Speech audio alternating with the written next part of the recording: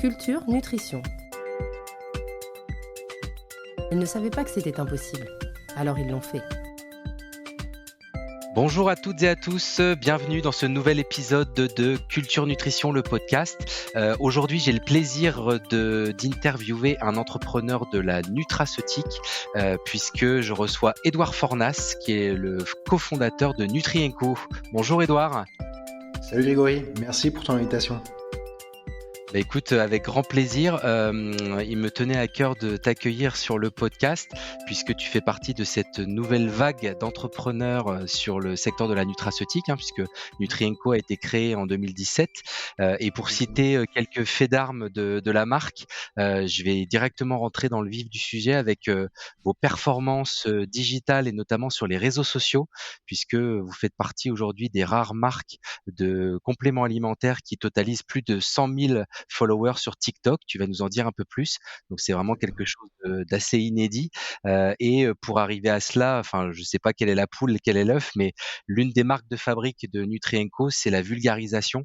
Donc les réseaux sociaux forcément contribuent à votre activité de vulgarisation de cet univers de la nutraceutique.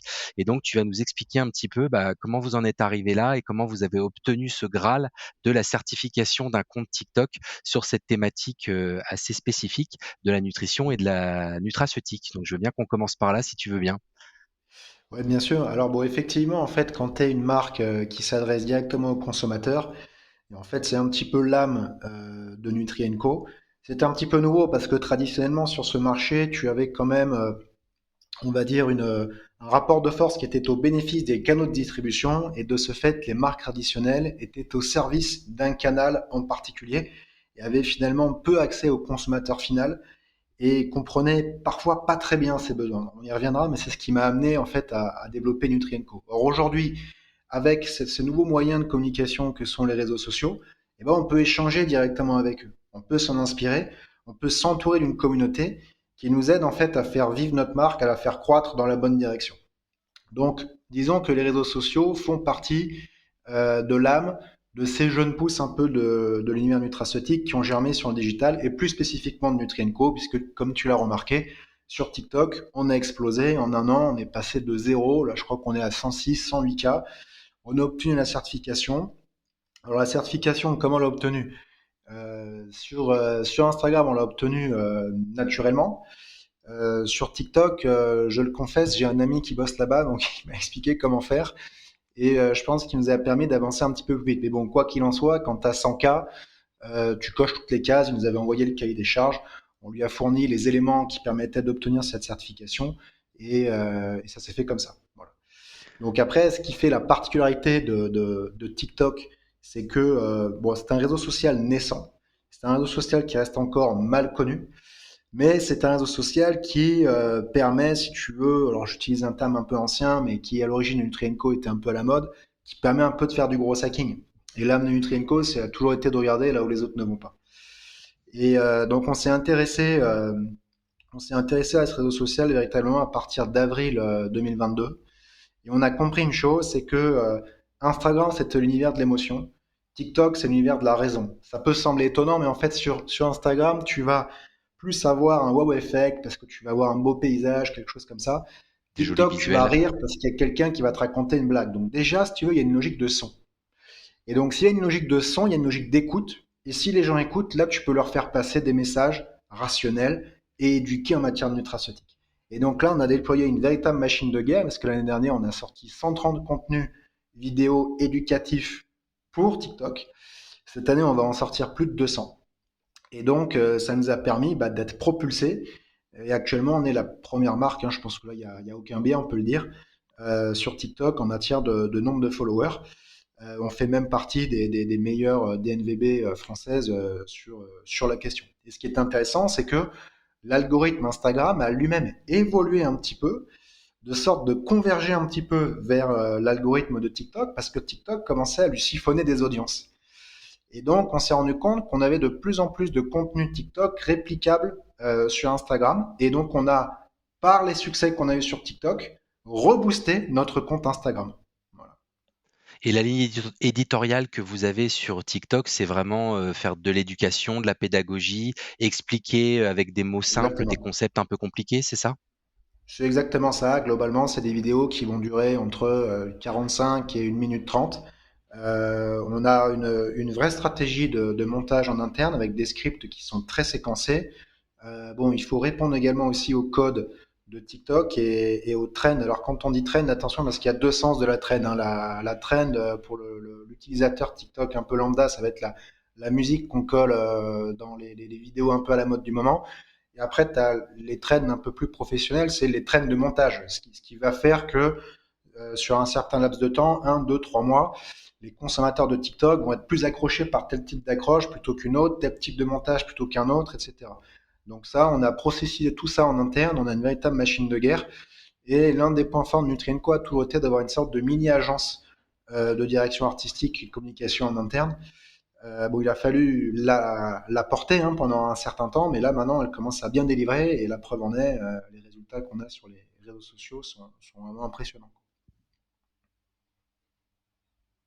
Et au niveau de l'habillage graphique, c'est moins contraignant qu'Instagram? Enfin, le côté visuel est moins strict ou au contraire, c'est très, très codifié, cet habillage de TikTok, des Non, vidéos?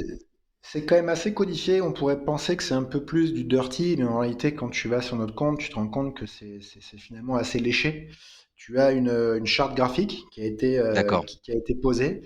Et une fois que tout le monde a bien compris la direction dans laquelle on va, bah là, tu peux vraiment envoyer du niveau. Voilà. Mais contrairement à ce qu'on peut penser, c'est pas parce qu'Instagram a, si tu veux, l'apanage un petit peu de la beauté que tu peux pas avoir une notion d'esthétisme également sur TikTok. C'est juste qu'elle va être différente. Mmh. OK. Je te propose qu'on remonte un peu en arrière et qu'on en arrive à Oui. la jeunesse de Nutrien&Co. On fait les choses en sens inverse. Pour récapituler un peu ton parcours, avant d'arriver dans la nutraceutique, tu as été dans la finance, puis tu as aussi travaillé C'est dans la ça. rénovation énergétique. Donc finalement, Ouais, des choses qui n'ont brièvement. pas grand-chose à voir avec les compléments alimentaires. Ouais, c'est vrai. Alors comment t'en es arrivé là? Non, alors j'avais été vraiment financier avant d'arriver dans l'univers de la nutraceutique, principalement parce que bon, j'avais fait une école de commerce. Je trouvais que pour essayer de valoriser au maximum un diplôme qui, à mon sens, perdait un peu de la valeur, il fallait faire finance, dans l'optique de monter une boîte plus tard et de pas se faire avoir par les banquiers, etc. Si jamais un jour la sauce prend et qu'il faut commencer un peu à négocier sur ces sujets-là. J'ai eu de la chance d'avoir de très bons managers, de très bons chefs, de très bons patrons même on peut dire, dans l'univers de la finance, ils m'ont très bien formé, en tout cas sur la partie technique et analytique, ce qui fait que j'ai toujours gardé une patte assez scientifique qui m'a permis, au moment où j'ai lancé Nutrien&Co, de pouvoir rentrer dans tout ce qui était études cliniques, études mécanistiques, etc. J'ai jamais eu peur de ça. Et donc, si tu veux, on remonte en 2015, donc c'est en 2015 où après 2 ans et demi passé dans la finance, je raccroche. Je pars sur un premier projet entrepreneurial parce que bon, l'entrepreneuriat m'attirait beaucoup par le simple fait que en fait, dans ma famille, il y a beaucoup d'entrepreneurs. Il y a pas, mon père a jamais été salarié de son vivant. Donc les codes du monde professionnel que j'avais ne correspondaient pas du tout au salariat. Et quand je suis arrivé dans le salariat, j'avais pas du tout le discours, tu sais, qu'on peut entendre, ah, je veux retrouver ma liberté, je veux entreprendre pour changer le monde. Non, moi, c'était pas du tout ça. C'était, bon, le salariat, j'étais un peu perdu, j'avais pas les codes. Et mes codes, en fait, étaient beaucoup plus dans l'univers entrepreneurial, où c'était un peu le bordel, etc. Ça correspondait plus à ce que j'avais reçu de la part de ma famille. Donc, c'est ce qui m'a amené à passer en 2015 à suivre deux amis qui montaient un projet de rénovation énergétique. Le truc a duré globalement 9 mois. Malheureusement, je suis pas bien entré dans ce projet. Et d'un commun accord, on s'est désolidarisé assez rapidement. Et à ce moment-là, je faisais beaucoup de sport. Je m'intéressais de près à ce que je mangeais. J'ai commencé à comprendre que sur les diètes occidentales, on était carencé sur certains micronutriments. Et en fait, je m'entraînais énormément et j'avais, au moment de mes récupérations, parfois des petites douleurs aux articulations, etc.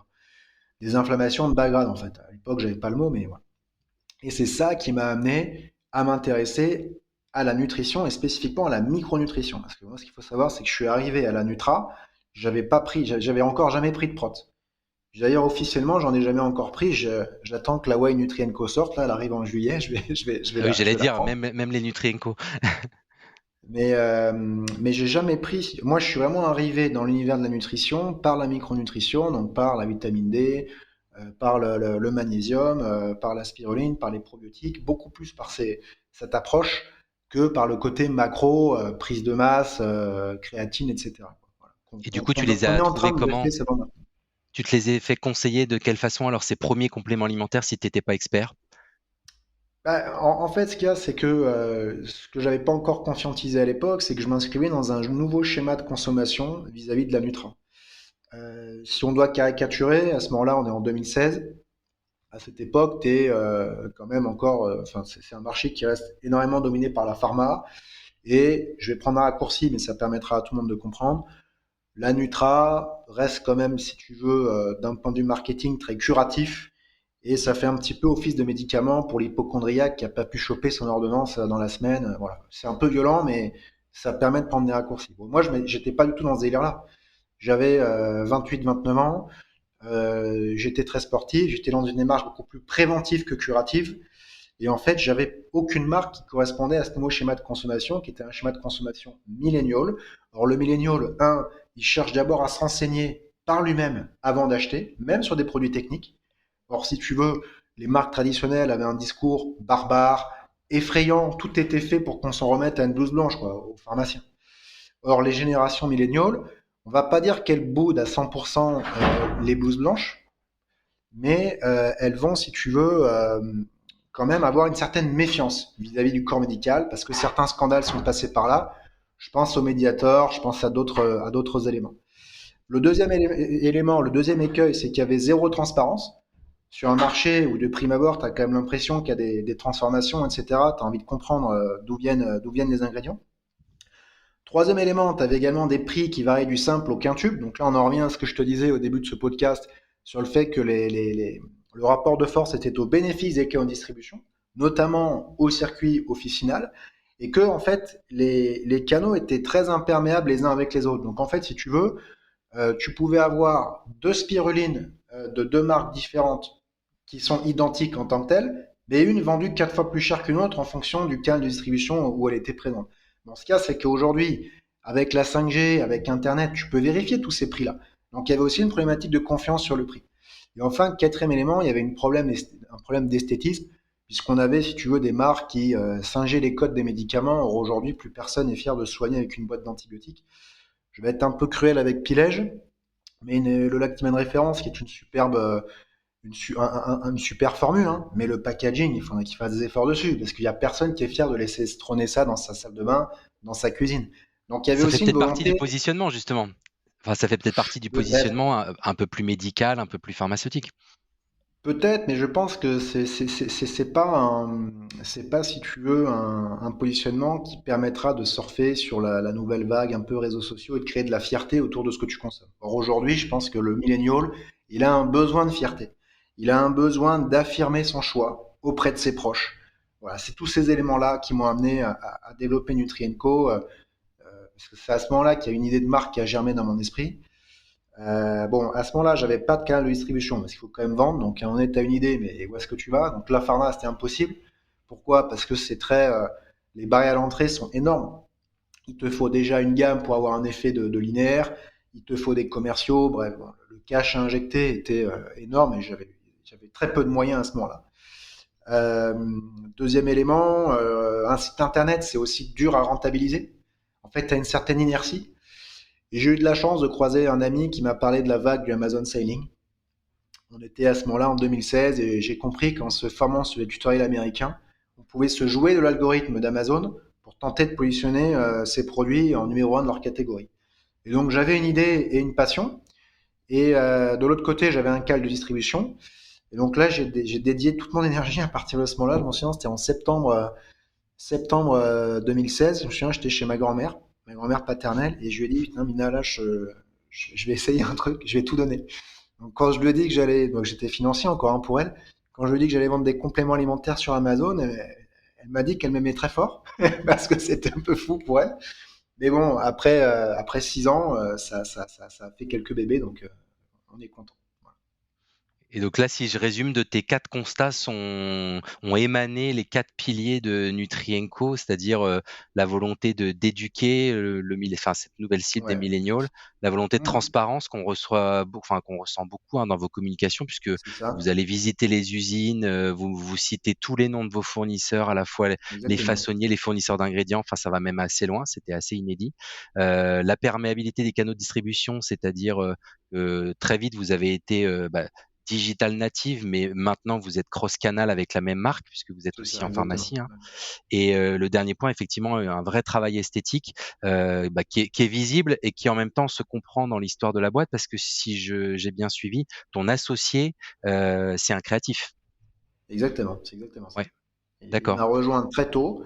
Il s'est occupé, Jean-Baptiste, on peut le citer, Jean-Baptiste Gouraud, il s'est occupé de toute la patte artistique de Nutrien-Co, entre autres.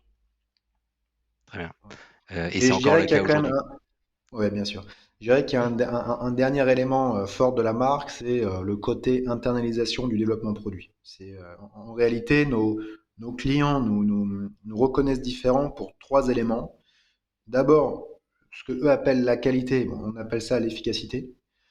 Deuxièmement, donc le côté éducatif. Moi, j'aime bien le terme de marque préceptrice, parce qu'il y a une véritable volonté d'accompagner le client, le consommateur, tout au long de son parcours de découverte de la nutraceutique et du produit. Je pense que l'expertise Nutrien-Co, c'est une expertise de compréhension du consommateur final et des différents moyens qu'il a de rentrer en contact avec la Nutra et de répondre à plusieurs besoins. Et enfin, dernier élément, tu le disais tout à l'heure, c'est l'esthétisme qui est là pour rendre fier en fait. Et on a fait partie des pionniers à démocratiser le terme Nutra, qui avait des outils de nutraceutique, auprès du grand public. Ça restait un mot, si tu veux, un petit peu B2B par le passé. Et on Mmh. cherchait un terme qui puisse, comment dire, correspondre à ce nouveau schéma de consommation plus préventif que curatif. Parce qu'on trouvait que complément alimentaire, c'était déjà prêter le flanc à des coups de bâton parce que tu vois directement l'objection arriver du style moi j'ai pas besoin de complément alimentaire, je mange déjà très bien équilibré, etc. Bon là tu t'en sors plus, tu vois ce que je veux dire. Il faut surtout pas attaquer par là parce que tu vas Mmh. perdre quoi. Voilà. Oui, c'est la raison pour laquelle on voit en effet apparaître d'autres wordings tels que alors nutraceutique, produits de santé naturelle, enfin de plus en plus, Ouais, voilà, on cherche à s'éloigner de compléments alimentaires qui est une vision, très, très restrictive de ce qu'est un complément alimentaire, ouais. c'est ça. Donc tout ça pour, nous amener aujourd'hui donc, on va dire 6 ans après la création de la marque, enfin 6-7 ans après la C'est ça. création de la marque, à une équipe d'une trentaine de personnes, c'est ça? Oui, c'est ça, exactement. En fait, l'entreprise a été fondée en février 2017, mais l'activité en tant que telle a démarré en juin. Et le premier euro de chiffre d'affaires est quand même plus symbolique que la signature sur Legal Start. Donc on fête le premier euro de chiffre d'affaires. Parce qu'en fait, c'est là où tu rencontres ton public, en fait, tu rencontres ton consommateur. Et dans la vie d'un entrepreneur, enfin, tu es entrepreneur quand tu génères du chiffre. Tu es pas entrepreneur quand tu immatricules, quoi. Voilà. Non, bien sûr. Et vous avez eu, cette alors j'allais dire cette chance, c'est pas une chance parce que vous avez tout fait pour, mais Il y en de a un faire peu, du hein. chiffre de faire du chiffre rapidement, contrairement à certaines, boîtes qui mettent un certain temps à pouvoir générer du chiffre d'affaires. Est-ce que tu peux nous donner quelques métriques sur les chiffres aujourd'hui?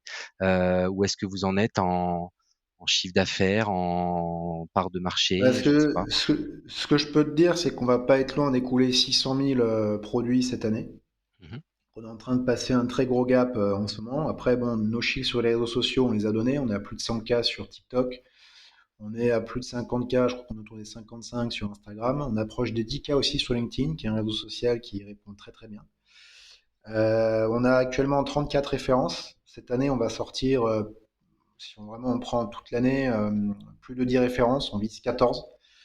L'objectif de Nutrien-Co a toujours été de garder une gamme restreinte pour être capable de la travailler, de la faire évoluer au gré de l'état de l'art. Mais il fallait qu'on accélère un petit peu parce qu'on avait été un petit peu lent sur le déploiement de cette gamme. Et tu sais comme moi que sur cette industrie, il y a quand même une prime à la sortie produit. Alors il ne faut pas tomber dans l'extrême inverse. Il y en a qui sortent 200 produits, il y en a un demi qui marche par an. Mais de sortir que 4 ou 5 produits par an, ça peut aussi être très pénalisant parce que le marché change vite, etc. Voilà, on a 28 personnes dans l'équipe actuellement. Qu'est-ce que je peux te donner de plus? On a 4 canaux de distribution que tu as déjà cités. Voilà, je pense qu'en termes de métriques, bon, en chiffre d'affaires, on le donne pas, on reste discret dessus parce que ça crée des animosités. Bon, on préfère rester discret. Après, ce que je peux te dire, c'est que globalement, tu as 3 blocs dans cet univers-là. Bon, tu as Pilège et Arco qui sont devant, bon, ils sont loin devant. Après, tu as tout le bloc, tu sais, des Aragan, des Biocites, tu vois, des Nutrimuscle, Nutripure, tu vois, tout ça. Bon, bah, nous, on est dedans. Voilà. Et puis après, tu as ceux qui sont vraiment, qui n'arrivent pas à sortir de la naze des 6 millions et moins, quoi, on va dire, de chiffres. Voilà. Hmm. Voilà ce que je peux te dire. Et toi, tu te mets dans quel cluster? Bah, le deuxième, celui du milieu. Ok, avec Nutrimuscle et Nutripure. Ouais, voilà, Ouais, c'est ça. on est des players qui sont, en tout cas en termes de comparaison, je pense que c'est plus pertinent de comparer Nutri à ces boîtes-là qu'à des boîtes plus petites. Hmm. Voilà.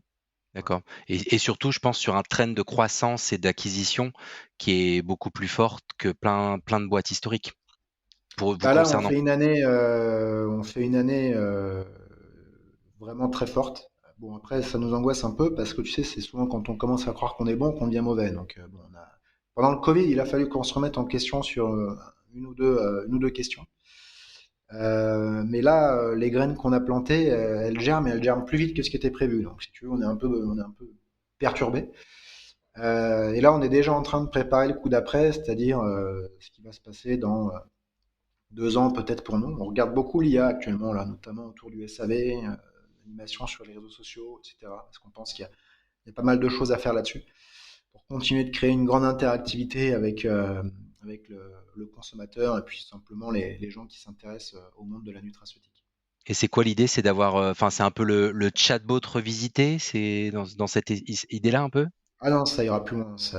Bon, après, je vais pas donner ces détails-là parce que là, pour le coup, ça, c'est la tambouille un peu interne et on n'a pas envie de se faire chourer les idées. D'accord, Puis tu c'est sais, les c'est un peu innovations comme tout. 2024.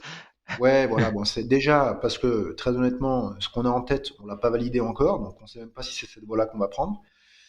Deuxièmement, là, on est plutôt sur la phase amont de cette réflexion, c'est-à-dire qu'on est en train de regarder tous les outils d'intelligence artificielle qui existent, on les passe en revue un par un, et on essaie de regarder ce qui est pertinent pour nous de ce qui ne l'est pas. Mais on est convaincu que le choix qu'a fait Nutrienco en fait de faire rentrer en interne une machine de création de contenu inédite, parce que je pense que la grosse force de Nutrienco, c'est ça, c'est la création de contenu. Mais c'était une brique, on va dire, en termes de coûts apportés supplémentaires, ce qui parfois nous a fait nous poser des questions, hein, je t'en parlais. Et là, je pense qu'avec l'IA qui arrive, ça va plus être un poids et ça va être une arme de destruction massive. Voilà, globalement, ce qu'on peut dire. Revenons rapidement sur l'équipe. Oui. J'ai relevé des choses qui étaient assez originales d'un point de vue managérial, notamment sur votre site. Bon, au-delà du fait que vous étiez un peu provocateur vis-à-vis des chasseurs de tête, puisque je crois que la présentation de l'équipe, elle s'intitule Si vous venez chasser sur nos terres, je sais plus Ouais, quoi. c'est Enfin, ça. vous interpellez un peu les chasseurs de tête, c'est rigolo. Non, non, moi, ce qui m'a surtout interpellé, c'est le décernement des médailles que vous faites en interne. Donc il C'est y a un vrai. système de médailles graduelles, chevalier de la Nutra, commandeur de la Nutra, puis le titre suprême qui est grand croix de toutes les nutraceutiques. Tu peux nous en dire un Exactement. peu plus sur cette classification et sur son inspiration d'origine? Ouais, bien sûr. Alors en fait, ce qu'il y a, c'est que c'est une perception personnelle de l'entrepreneuriat qui m'a amené en fait à cette réflexion. Je trouvais qu'il y avait auprès du grand public un mensonge sur la vérité de l'intensité de travail que demande le métier d'entrepreneur. On nous montre uniquement des entrepreneurs à succès qui ont tellement de success stories derrière eux que bon, on va dire qu'ils sont plus vraiment aux commandes de leur boîte. Ah, ils le sont toujours un peu, mais tu sais ce que c'est, ils sont plus dans la représentation après, etc. Et ce qu'il faut savoir, c'est que pour arriver à ce niveau-là, bon, soit tu as de la chance de démarrer avec 4 millions tout de suite, mais bon, c'est quand même rarement le cas, soit tu te bats dans la boue et dans les tranchées, quoi. Et c'est difficile, et les gens qui nous ont rejoints, on avait besoin de leur expliquer, on va dire subtilement, qu'on n'était pas une boîte du CAC 40 où de faire rentrer quelqu'un ou d'en faire sortir un, ça n'avait pas d'incidence. Ça avait une énorme incidence. Et on voulait engager un maximum ces gens dans l'aventure et leur expliquer qu'il fallait qu'ils arrivent avec un tempérament un peu guerrier. Et donc, on a mis en place, en fait, on a mis en place ce petit jeu de médailles qu'on avait d'ailleurs, c'est marrant, on l'avait un petit peu abandonné et là, on l'a relancé. Là. On l'a relancé. Alors, c'est principalement dû à l'ancienneté, mais ça peut aussi être dû à des faits d'armes remarquables. Et puis, ça permet aussi d'apporter une certaine reconnaissance à des personnes qui nous ont aidés et certaines qui nous aident encore. On a aussi ce qu'on appelle un Hall of Fame, où les camarades qui nous ont apporté un engagement dans la durée et dans l'intensité long ou remarqué, et ben ont dans l'escalier de Nutrienco leur portrait. Alors c'est marrant, c'est JB qui fait ça. Ouais, Il je va les ai vus chercher sur la des. photo d'équipe. Tu les as vus? Ouais, voilà. Ouais, Il avec va un chercher, cadre si tu veux, doré et tout, super beau. Ouais, voilà, c'est rigolo, quoi. Bon, bref, ça, c'est les petits, si tu veux, c'est la culture interne de l'entreprise, qui est quelque chose d'important. Après, c'est pas quelque chose, bien entendu, qu'on va distiller auprès du grand public, parce que c'est moins, on va dire, ça a moins sa place. Mais pour nous, en interne, c'est quelque chose d'important. Non, mais en tout cas, c'est très original et je remarque du coup, c'est pas mal d'inspiration, militaire finalement tout ça? Militaire, mais aussi, si tu veux, un petit peu parce qu'au début, enfin, il y avait comment dire, il y avait des symboliques aussi sur certains films qu'on a tous vus, donc il y avait un peu du Star Wars, oui, il y avait du militaire aussi, bien sûr, mais l'idée c'était d'apporter, si tu veux, de la dérision aussi un petit peu, tu vois ce que je veux dire? Voilà. Un peu de Complètement. dérision, mais c'était un outil qui nous permettait de marteler la reconnaissance qu'on avait envers les personnes qui nous aident à porter le drapeau, quoi. Voilà. Et c'est vrai qu'aujourd'hui, bon, les médailles, c'est un peu tombé en désuétude, mais bon, il n'y a pas que le salaire et l'argent. Puis en plus, le salaire et l'argent, c'est quelque chose, en France, c'est assez tabou, on n'en parle pas. Donc bon, le mec à qui tu vas filer une prime ou la nana à qui tu vas filer une prime, de toute façon, ils vont pas en parler, c'est quelque chose de personnel. Eh ben, nous, parfois, on aime bien que l'ensemble de l'équipe sache que telle personne s'est pointé aux entrepôts un samedi matin pour accueillir une livraison de collagène parce que sinon c'était la rupture de stock le lundi matin. Bah, ça c'est beau et ça on le dit. Et ça mérite une médaille. En tout cas, ça mérite un avancement dans notre système de reconnaissance. Voilà un petit Mmh. peu le délire. Parce que du coup, la transparence que vous appliquez sur, vos produits, vous l'appliquez aussi sur, le côté managérial, transparence sur les salaires comme on le voit dans certaines boîtes ou pas? Alors, moi, l'équipe connaît mon salaire, mais l'ensemble de l'équipe n'est pas censé connaître le salaire de tout le monde. Pourquoi? Parce que quand tu es une entreprise multimétier, il y a certains biais qui viennent s'insérer qui font que bon, certaines personnes peuvent ne pas avoir une compréhension à 360 degrés du métier d'une autre personne et ne pas comprendre sa véritable valeur sur le marché. Donc nous, ce qu'on a fait, c'est que grosso modo, ils connaissent mon salaire. Moi, si tu veux, je suis un peu le guide, je suis la rustine, je sais à peu près parler techniquement avec chacun des métiers. Donc ça donne un petit peu le là. Mais après, entre eux, ils peuvent potentiellement échanger mais je suis pas pour donner une transparence absolue dans des boîtes multimétiers. En revanche, si j'étais par exemple en audit, tu vois, entrepreneur dans le monde de l'audit, où là, tu es monométier, bah, tout le monde connaîtrait le salaire de tout le monde, parce que là, de toute façon, ça se sait, quoi. C'est à l'avancement, c'est au temps passé, et ça n'a rien à... Enfin, c'est pas des dynamiques de segments de marché différentes. Donc ça, c'est pour la partie salaire. Et après, il y a en matière d'information, on essaye de donner un maximum d'informations. À un moment donné, on a été très loin. Il y a eu des abus, puisqu'il y a eu des personnes, si tu veux, qui ont fait fuiter certains documents que j'ai retrouvés en externe. Et un jour, j'ai un ami en conseil à Paris qui m'envoie une présentation, mais c'était nous qui l'avions faite. Je lui dis, comment t'es tombé là-dessus? Et là, on s'est dit, bon, il faut quand même qu'on fasse un peu attention. Et Mmh. voilà, mais c'est vrai qu'on essaye d'être le plus transparent possible. Ça fait partie de l'âme de la boîte. Je pense que les personnes qui composent l'équipe pourront le confirmer, quoi. En préparant cette interview, j'ai vu que tu t'es aussi intéressé par la science, puisque tu as pas mal creusé le sujet de la science et de la nutrition, mais aussi par les sciences humaines. Or, on les oppose souvent, hein, sciences et sciences humaines. Est-ce que toi, tu peux nous parler de ce que t'ont apporté les sciences humaines dans ta vision de l'entreprise, de l'entrepreneuriat? Bien sûr. Bah, disons que moi, je suis à la base un passionné d'anthropologie. Pourquoi? Parce que je suis un passionné en fait de l'espèce humaine et je voulais comprendre d'où on venait, où on allait, bon, voilà, les rapports sociaux, pourquoi on fait société, pourquoi on n'est pas des êtres individuels, etc. Enfin, vivant solo de son côté, etc. Et en fait, c'est vrai que cette connaissance de l'anthropologie m'a permis en fait d'alimenter une vision de Nutrienco, qui est la suivante, qui est de dire que l'être humain, Homo sapiens, est une formidable machine d'adaptation. Ça a fait son succès. Il a pu se développer dans tout l'environnement. Mais le corollaire, c'est qu'il n'est jamais 100% adapté à un biotope donné.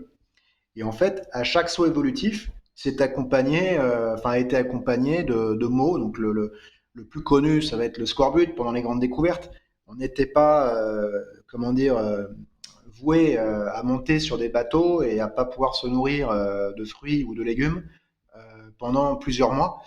Et bon, bah, s'il y avait eu de la vitamine C, par exemple, de type nutraceutique, il n'y aurait pas eu de scorbut. Et donc, nous, le pari qu'on fait, c'est de dire que grâce à la nutraceutique, aujourd'hui, l'être humain peut être 100% adapté à un biotope donné.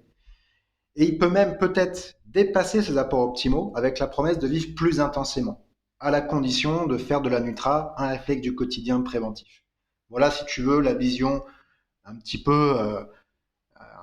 Ça peut sembler être un truc d'éclairé, mais il faut parfois être un peu éclairé pour garder un cap qui soit clair.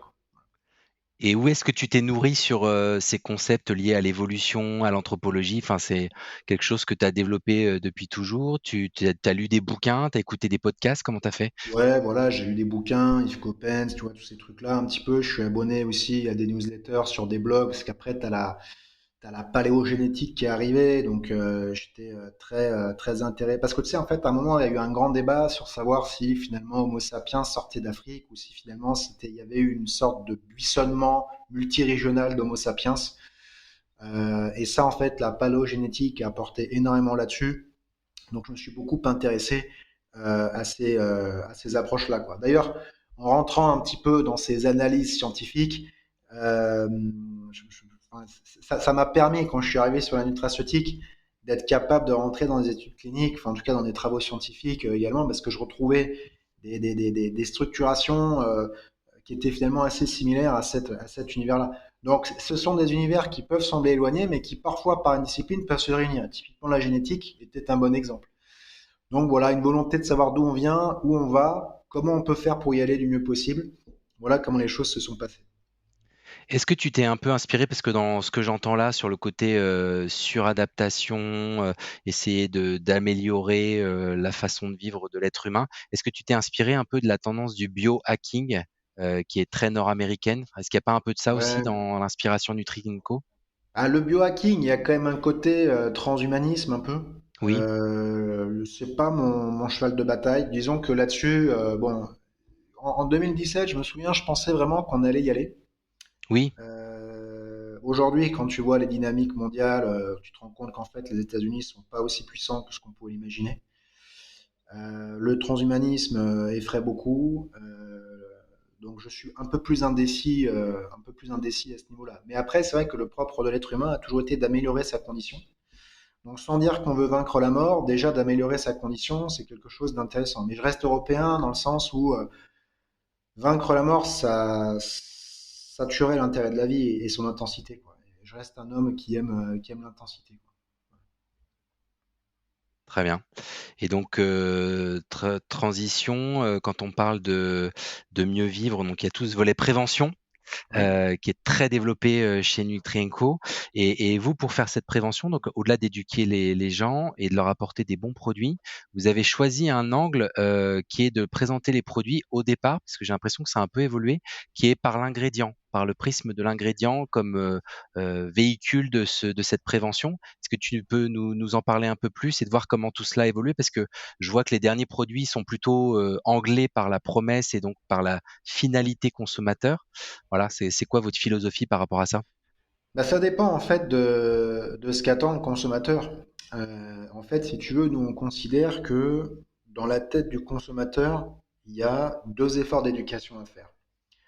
Le premier, c'est quand il conscientise son problème. C'est de quoi j'ai besoin pour résoudre ce problème. S'il décide de faire cet effort d'éducation par lui-même, imaginons par exemple que ce soit une problématique de stress, il va faire sa petite recherche sur Internet, donc c'est typiquement Edouard Fornas en 2016, tu vois, bah, il a 60% de chances de tomber sur du magnésium. Et après, il y a un second effort d'éducation qu'il doit faire, c'est choisir le meilleur magnésium. Tu vois ce que je veux dire? Donc si toi tu développes une formule de magnésium, autant le laisser faire son premier effort d'éducation tout seul, ça te coûtera moins cher, et tu le récupères au second étage. Mais si par exemple tu fais une formule, enfin tu agis sur une autre filière du stress et tu mets dans ta formule comme ingrédient star de la théanine, je dis ça comme ça. Ben, la théanine, auprès du grand public, c'est pas du tout connu. Donc si tu laisses faire en fait au néophyte son premier effort d'éducation, il tombera jamais sur ton produit. Donc dans ces cas-là, tu appelles ta formule stress, ou en tout cas tu fais en sorte que sur le facing, le mot stress soit dominant, parce que tu le captes sur son besoin primaire. Voilà si tu veux l'approche qu'on a. Et donc, en fonction de la notoriété des ingrédients, si tu veux, on va plus ou moins orienter le facing de nos produits, soit vers un nom d'ingrédient, soit vers une formule promesse. Voilà. Parce qu'en effet, dans les ingrédients qui en plus sont vos best-sellers historiques, c'était des ingrédients à très forte notoriété finalement. Très Le forte notoriété, mais magnésium, les oméga 3, etc. exactement. Après, on a aussi aujourd'hui des références enfin, de type promesse qui fonctionnent très bien. Mais c'est vrai que le modèle original de Nutrienco, c'était Amazon. Amazon, tu n'y vas pas pour mettre tendinite, que faire? Tu y vas pour mettre curcuma. Tu vois ce que je veux dire? Hmm. Donc, Et donc ça, c'est pas mal lié aussi à votre histoire sur Amazon. Ouais. et oui, et puis également aussi, ce qu'il faut comprendre, c'est que, tu sais, souvent, on nous demande un peu dans l'univers startup, dans la culture startup, en quoi vous allez changer le monde. On va rien changer du tout, nous. On constate simplement qu'il y a un changement des modes de consommation de la nutraceutique et il y a un niveau d'éducation qui augmente. C'est-à-dire que plus le temps passe, plus il y a de personnes qui savent, grossièrement, mais à quoi sert le magnésium, à quoi sert le curcuma, à quoi sert le collagène, à quoi sert l'acide hyaluronique, à quoi servent les oméga 3, etc., etc. Donc nous, on est venu surfer en fait un petit peu là-dessus. Et si tu veux, les premiers parcours consommateurs qu'on a compris, c'était ceux où il y avait des ingrédients à forte notoriété comme ça sur le deuxième effort d'éducation. Mais maintenant, Nutrienco s'est déployé également sur le premier volet où on est capable en fait d'accompagner le consommateur dès la conscientisation de son problème. Très clair. Si on parle d'un de vos piliers qui est le côté cross-canal, Ouais, donc vous êtes en pharmacie depuis quelques temps maintenant, enfin, oui, depuis un an ou 2 à peu près.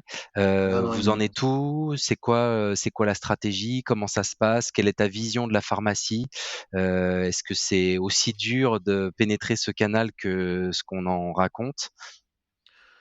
Ouais, si tu veux, nous, pour le moment, on reste quand même une boîte très orientée sur le digital.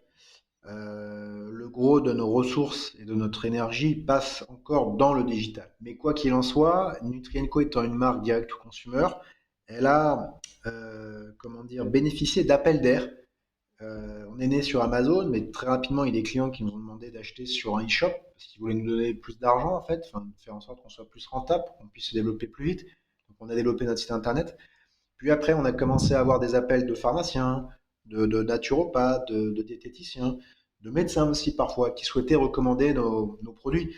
Donc au début, on leur disait non, parce qu'on n'était pas outillés et ça ne nous intéressait pas. Et puis au bout d'un moment, on s'est dit, bon, il commence à en avoir quand même quelques-uns. Et puis demain, on sera dans un monde de toute façon qui va s'orienter vers l'omnicanalité. Donc il va falloir y aller. Donc depuis septembre 2021, on a démarré ce qu'on va appeler une sorte de warm-up sur le circuit officinal. Mais la particularité de Nutrienco, c'est qu'on n'a pas des délégués pharma, on a des business développeurs qui sont centrés sur la pharma, mais qui ne font pas que de la pharma. Tu sais qu'on est présent aussi chez Decathlon, on a une centaine de Decathlon actuellement en référencement. On est présent aussi chez des indépendants, des magasins de diététique indépendants, des arboristeries, des centres esthétiques. Voilà globalement un peu, si tu veux, l'approche qu'on peut avoir. Et là, on est en train de réfléchir à se dire comment on peut faire pour éventuellement aller un peu plus vite. Mais on ne veut pas griller les étapes. Pourquoi? Parce que j'ai la sensation que dans la pharma, la vitesse m'amènerait à devoir sacrifier une partie de l'âme de Nutrienco. Alors, je ne veux pas faire ça. Je veux me concentrer sur un certain type de pharmacie que j'ai bien en tête. C'est des pharmacies qui font entre 1,5 et 1,8 de chiffre d'affaires et pour les plus grosses 4 millions. avec des équipes officinales qui sont portées vers le conseil et portées également vers la prévention. Donc pour ça, on a une sorte un petit peu de grille d'audit en amont, si tu veux, de notre prospection, où on va se dire, bon, bah, ceux-là, ils sont intéressants. Et bon, même s'il faut quand même être dans des très grosses pharmacies, parce que ça, c'est même pas tant pour le business que pour la notoriété que ça t'apporte, ce ne sont pas les points de vente, on va dire, les plus stimulants à travailler, parce que on reste une marque de formation, de passionnés, techniques, et on a besoin d'avoir un interlocuteur.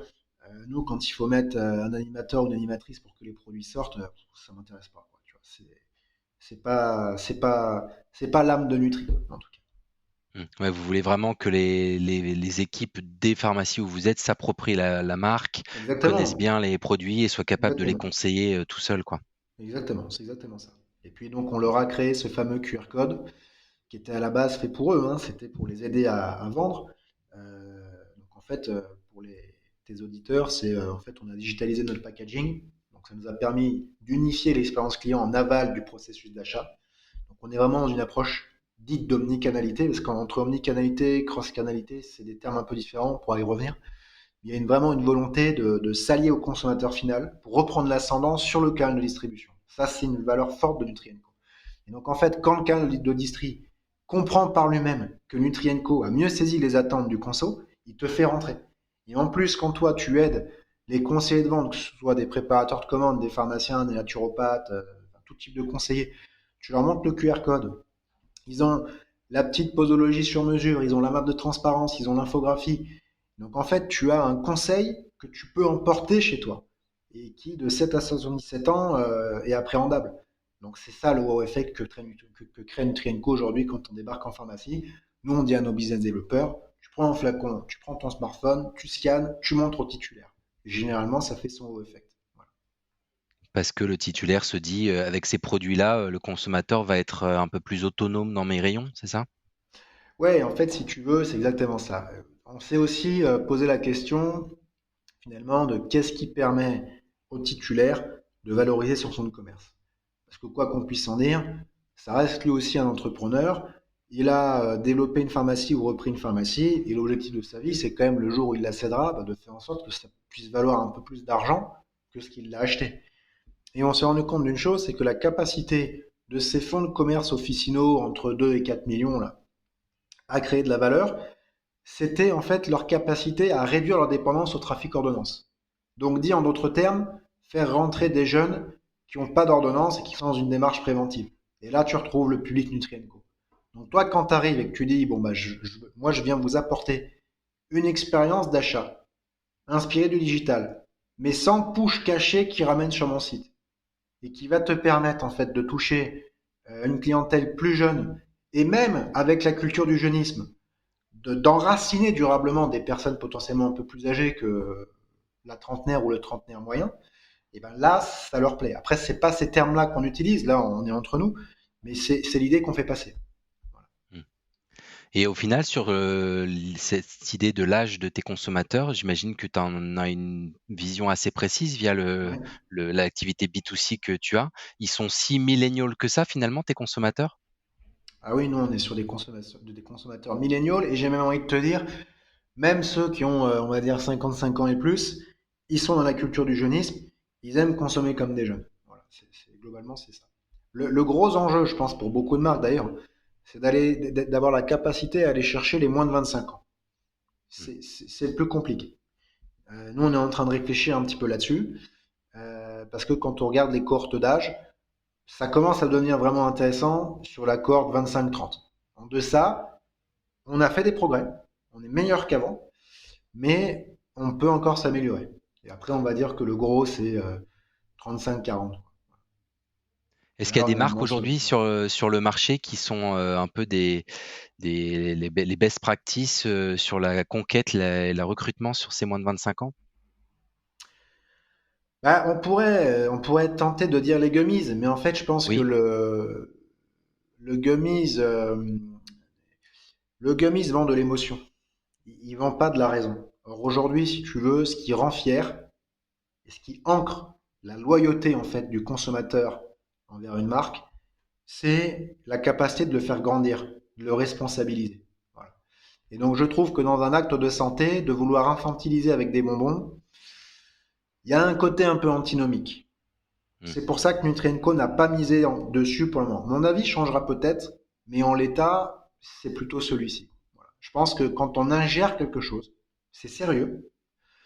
Euh, et donc nous, on est plutôt une marque qui orientée vers un marketing. Ça. Puis bon, moi, je suis un fan de la galénique de type gélule, parce que je trouve que tu as un rapport concentration-prix qui est quasiment imbattable. Et il y a très peu de galéniques qui, pour moi, la dépassent, quoi. Et ça peut être quoi alors les autres leviers si c'est pas la galénique pour conquérir des plus jeunes consommateurs? Bah déjà, en fait, ce qu'il faut se dire aussi, c'est que cette vague hygiéniste qui touche l'Occident, c'est pas Nutrienco qui l'a créée. Alors Nutrienco, à son humble niveau, peut essayer de l'amplifier un petit peu, comme plein d'autres marques. Mais je pense qu'en fait, il faut simplement comprendre l'esprit du temps. Sur les 5 années qui sont passées, la prise de conscience en matière de prévention santé n'existait pas chez les 20-25 ans. Il faut être honnête, elle n'existait pas. Et d'ailleurs, quand je repense à mon schéma qui m'a amené à la Nutra, quand j'avais entre 20 et 25 ans, j'allais encore manger une fois par semaine au McDo. Enfin, je faisais pas du tout attention à ce que je mangeais. Sincèrement, j'avais aucune notion. Et je me souviens, c'est quand je suis parti à Londres en finance, où là, si tu veux, je me suis dit, bon, là, ça va loin. Par rapport à la France, les produits étaient quand même moins qualitatifs, etc. Et quand je suis revenu de Londres, je me suis dit, putain, en fait, faut quand même faire attention à ce qu'on mange. J'avais envie d'une salade, tu vois, j'avais envie d'un truc, si tu veux, à la française, potager, marché du week-end, voilà, c'était ce truc. Et donc moi, ma prise de conscience a démarré à peu près à 25 ans. C'est là où j'ai acheté le vitaliseur de Marion, tu vois. Généralement, c'est un peu le repère, ça. Ah ouais, enfin, Euh, normalement, le vitaliseur de Marion, c'est beaucoup plus tard que 25 ans même. T'as pris un ouais, coup mais de en vieux le jour fait, où tu l'as acheté. bah, peut-être, mais en attendant, si tu veux, j'ai compris que la cuisson vapeur, c'est quelque chose d'important. J'ai Ah non, mais le commencé à produit est top, regarder hein. les, j'ai Moi j'en commencé ai à un, mais c'est regarder vrai que je l'ai acheté les, plus tard. ouais, mais bon, en fait, après, tout dépend qu'est-ce que tu fais passer en priorité. Et moi, à ce moment-là, en fait, j'avais souffert d'une vraie mauvaise alimentation à Londres. Et quand je suis revenu en France, j'ai eu besoin un peu de me laver, quoi, tu vois, enfin, de me faire du bien. Alors oui, ça coûtait un bras. Je me souviens à l'époque, ça coûtait 300 balles, donc il fallait les mettre, hein, parce que bon, Mm. quand je suis revenu en France, j'ai eu un petit passage de 3-4 mois où j'avais pas d'emploi, parce que j'avais un CDD à Londres, etc. Donc il a fallu, bon, c'était un peu incertain, mais je les ai mis quand même parce que si tu veux, c'était important pour moi, c'était vraiment important. Et, euh, et donc je sais plus, bon, je me suis un peu perdu sur le fil là, mais tout ça pour te dire que Oui, oui, voilà, donc comment c'est à partir de comment les 25 jeunes se ans, sont à partir de sensibilisés 25 plus ans, à la santé, à la à partir de prévention, 20. Mais l'équilibre après, alimentaire? ce qu'on constate depuis maintenant, je dirais 1 an et demi, c'est qu'on commence à avoir des très jeunes qui s'intéressent à nos produits. C'est-à-dire que parfois, tu as une personne de 16 ans au téléphone, elle en connaît quasiment autant que toi. Donc là, tu dis, ok, là, il y a un truc qui est en train de changer. Et on a, ouais, alors parfois des personnes qui ont aussi des régimes particuliers. Donc parfois, c'est des véganes, parfois, c'est des personnes qui sont intolérantes au lactose, qui disent, ah, j'ai entendu parler que vous vendiez une lactase, je voulais avoir plus d'informations. Donc, tu vois, il y a cette prise de conscience-là qui commence à arriver et qui est un phénomène de société. Donc, Nutrienco, comme d'autres entreprises, va surfer sur la vague, mais on n'a pas encore la taille d'un L'Oréal pour marteler à la télé et changer les habitudes de consommation, quoi. Ça, c'est un mythe. Et ce qui a changé d'après toi, alors, il y a peut-être eu un coup de projecteur Covid, prévention santé, etc. chez toutes les Oui, je pense générations. que ça a joué, ça. Et probablement aussi une surexposition des très jeunes aux réseaux sociaux qui apportent des choses qui sont pas toujours top, mais aussi des bons contenus qui les éduquent sur ces sujets-là et vous y contribuez. Tout à fait d'accord. TikTok, enfin l'une des trends, on va dire, en matière de segmentation les plus porteuses, c'est la santé, au sens large, hein, je mets la cosmétique dedans, etc. Donc c'est certain qu'il y a un intérêt très fort en matière de santé, quoi. Mm. Donc, Et c'est clair. pour faire une transition sur une cible encore plus jeune, là, vous voulez lancer une gamme pour les enfants carrément. Du Un coup, produit, ouais, un produit. un produit, ouais. Et du coup, là, vous ciblez les jeunes parents, enfin, Et on qui cible vont être les surtout acheteurs aussi, forcément. ouais, on cible surtout tous les clients qui nous ont demandé jusque-là s'ils pouvaient ouvrir les gélules pour leurs enfants parce qu'elles étaient trop grosses, qu'ils pouvaient pas les avaler. Et on en a quasiment un par jour, tu vois, Mm. comme ça. Donc c'était surtout pour répondre à cette demande-là, parce que la galénique de type gélule, même si c'est quelque chose que j'aime beaucoup, ne va pas être adapté à un enfant de moins de 10 ans, quoi. Même en T1. Tu sais, il y en a qui sont aussi un peu récalcitrants, etc. Donc on a développé un produit dont l'objectif était d'être sans goût, sans odeur, et de pouvoir se mélanger à n'importe quel comment dire, aliment, quoi. Tu peux mettre ça dans un yaourt, tu peux mettre ça dans un gâteau, tu peux mettre ça dans une purée. Le gamin, il le verra pas, boum, il le mange, c'est terminé et tout se passe bien, quoi. Voilà, l'objectif que c'était. Mais on n'a pas, si tu veux, on n'était pas dans une véritable volonté de se développer sur un axe enfant au sens large. On y réfléchit là actuellement parce que, tu vois, c'est le côté un petit peu aussi étonnant que peut amener l'inspiration de ta communauté. Ta communauté t'inspire, mais en fait, ta communauté, elle va jamais avoir un discours business à te dire, ah, Edouard, il faut que tu développes le segment enfant avec tel, tel et tel produit, que tu les positionnes sous tel angle, à tel prix. Ouais, c'est pas ça du tout. Eux, ils te disent, est-ce que vous avez pas un truc pour mon enfant parce que vos gélules, elles sont trop grosses. Bon, bah, toi, tu dis, ok, je vais en développer un parce que quand tu as 300 personnes par an qui te demandent ça, tu te dis, ok, il y a un marché, quoi. Ouais. Mmh. Donc on a compris que ce produit enfant était pas sous forme de gummies, volontairement. Tu as dit tout à l'heure que c'était important de comprendre l'esprit du temps, de sentir un peu les tendances, et cetera. Ouais. Toi, personnellement, comment tu fais pour bâtir tes convictions, plus généralement t'informer? Est-ce que tu as des systèmes de veille? Est-ce que tu as des lectures particulières, des explorations, des endroits où tu vas pour t'inspirer? Comment ça se passe? Alors oui, bah déjà, je lis l'actualité à différents niveaux. Je suis abonné à des magazines d'idées aussi. Parce que ce qu'il faut savoir, c'est que les idées ont une conception du temps long, mais une fois qu'elles sont passées dans l'esprit des gens, elles changent radicalement les choses. Donc je suis abonné à un magazine d'idées. Je m'intéresse aussi à des sujets business d'actualité. Donc par exemple, j'ai été très en pointe sur l'univers des crypto-monnaies. J'ai miné le Bitcoin en 2013. Donc je pense que j'ai quand même fait partie des pionniers en France à m'intéresser à cette mouvance-là. Là, je m'intéresse aussi un petit peu à l'IA, parce que je pense que l'IA va apporter. Alors, je suis pas du tout, tu sais, dans le délire progressiste, c'est-à-dire ouais, la blockchain et les cryptos vont tout changer et l'IA va nous réduire en esclavage. Je suis pas du tout dans ce délire-là. Mais je pense qu'il est quand même nécessaire aujourd'hui d'appréhender ces nouveaux outils parce qu'ils vont changer des choses. Et on est sur un marché qui est très compétitif. Ça, c'est casse-pied, parce que je trouve qu'il est trop compétitif, il devrait être régulé, parce qu'il y a d'après moi un peu trop d'opportunistes. Et donc, on est obligé de se pencher sur les nouveautés et également sur les tendances de consommation de fonds. Donc, bien sûr, après, on va au NFBD. Alors, bon, cette année, j'y suis pas allé, mais j'y suis allé toutes les autres années de l'existence de Nutrien Co. On va au salon du VitaFood également pour voir un petit peu les tendances. On regarde aussi beaucoup les hashtags sur les réseaux sociaux. Voilà un petit peu si tu veux comment s'inspire. On regarde beaucoup, on a développé un outil en interne à base si tu veux, d'écoute des bruits de fond du net avec des outils SEO qui nous permettent de mesurer les tendances de fond qui sont en train d'arriver, quoi. Donc on regarde ça sur des temporalités assez longues et ça nous permet de faire peut-être un peu moins d'erreurs que les autres et d'en être arrivé là où on est aujourd'hui, quoi. On peut appeler ça du social listening, un peu ce que vous faites, en écoutant les bruits de fond sur internet? Ouais, ouais, je C'est pense qu'on d'autres pourrait technos? appeler ça. Non, ouais, c'est ça, ouais, on peut appeler ça comme ça. Avec des outils, maison, c'est pas vous utilisez pas des solutions On a, existantes? alors on a des SaaS, mais on a développé, si tu veux, une approche spécifique à Nutrien Co en interne qui nous permet, sur des mots-clés ciblés et dérivés, d'écouter, si tu veux, les bruits de fond et de les pondérer. Voilà, je te donne un exemple. Alors, un exemple bon, qui n'en est pas un, mais tu prends l'exemple de curcuma. Si tu regardes le nombre de requêtes curcuma, bon, tu as curcuma nutraceutique, mais tu as curcuma alimentaire aussi. Comment tu fais pour retraiter ça? Bon, bah, nous, on a développé des techniques en interne pour être capable, si tu veux, de pas se prendre l'épée dans le tapis et d'essayer de maximiser, on va dire, les chances de succès. Parce que comme Nutrien Co a une gamme restreinte, et on passe, tu as vu, le contenu produit pour chaque produit, enfin, pour chaque formule est énorme. Mmh. Donc, on n'a pas le droit à l'erreur. On a le droit un peu moins que d'autres entreprises à l'erreur. Donc, il faut qu'on fasse attention. Très bien. Juste pour, peut-être, donner des idées, c'est le cas de le dire à nos auditeurs, le magazine d'idées que tu évoquais tout à l'heure, c'est un nom en particulier? Ouais, je le garderai pour moi, ça. Ah, c'est secret, ok. Ah, t'es C'est obligé de secret de garder fabrique. des. Non, mais déjà, je pense que c'est un magazine qui c'est pas très connu.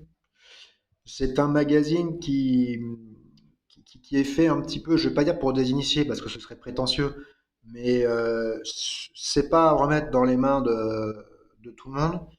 Et de toute façon, je pense pas que toute personne serait capable d'en transformer l'essai. Je pense que ça correspond à ce que je suis aussi. En fait, tu vois ce que je Hmm. veux dire? Ouais, bien sûr, ça te parle à toi et ça te crée de l'inspiration chez toi. Ouais, voilà. C'est un magazine francophone ou Ouais, c'est un anglophone? magazine francophone. Alors, je suis aussi beaucoup de blogueurs étrangers. Je suis beaucoup sur Telegram. J'adore ça parce que je trouve que ça permet de s'affranchir d'un prêt-à-penser dans lequel il est parfois un peu facile de se réfugier. Et en fait, sur Telegram, tu es connecté au monde. T'es pas juste connecté à l'Occident.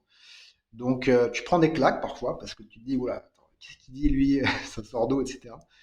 Mais c'est quelque chose qui me nourrit beaucoup quant à ma capacité de recul. Parce que je pense que l'entrepreneur doit garder une capacité de recul, une capacité d'autocritique, parce qu'en fait, l'entrepreneuriat, c'est le jeu de celui qui fait le moins d'erreurs. Mais donc, quand t'en fais une, il faut tout de suite le voir, parce que si quand tu fais une erreur, tu penses que c'est les autres qui se sont plantés et que toi, tout va bien, bah, tu vas pas aller très loin, quoi. Voilà. Bon, très bien. Bah, écoute, Édouard, il nous reste quelques minutes et c'est l'heure du rituel de ce podcast à travers une citation qui est: «Ils ne savaient pas que c'était impossible, alors ils l'ont fait». C'est un peu notre phase doudou chez Nutrikeo.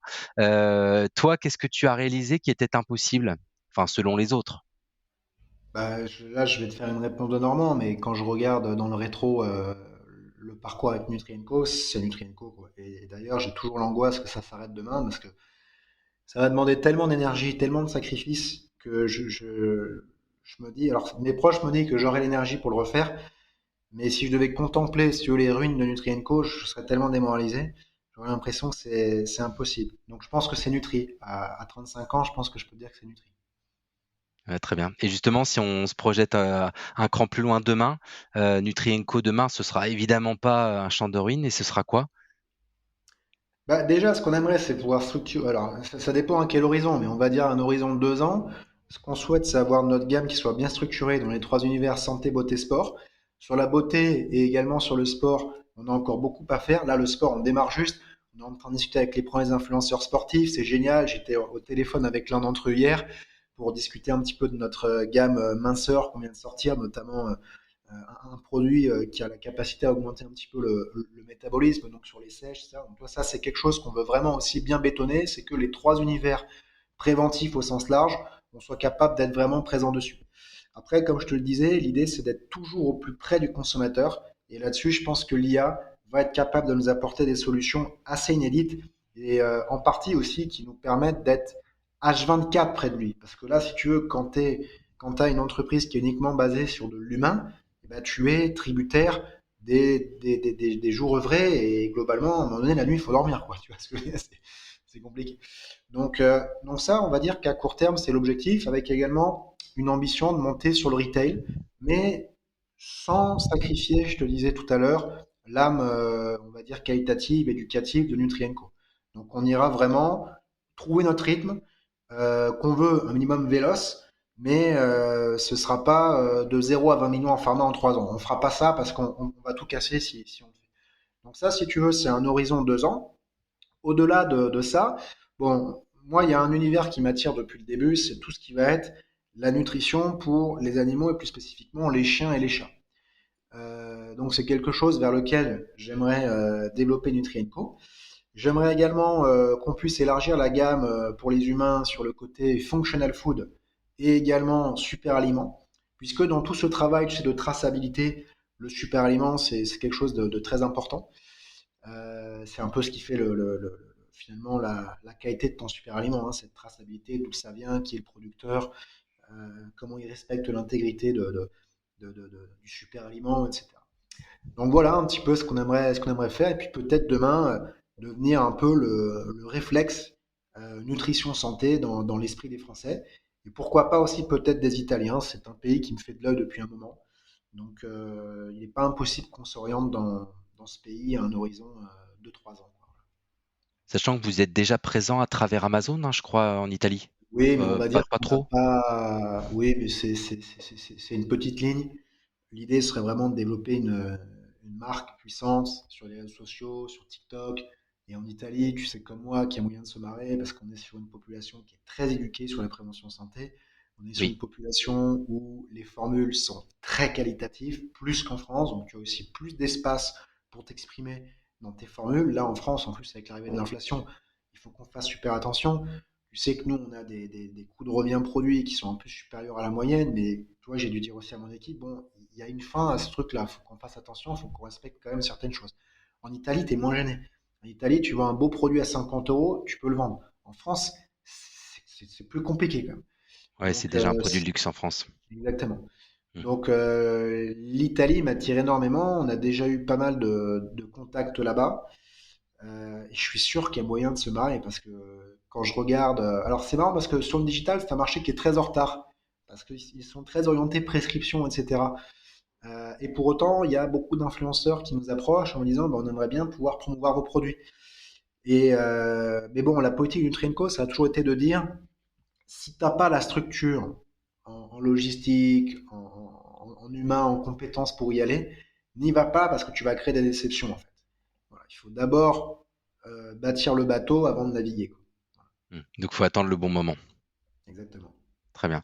Bon, bah, à ce que je vois, il y a encore pas mal de projets dans les tuyaux, hein, entre la diversification sur les animaux, sur des nouvelles formes plus alimentaires, des nouveaux pays, voilà. Et puis j'imagine l'innovation sur le business historique qui va continuer.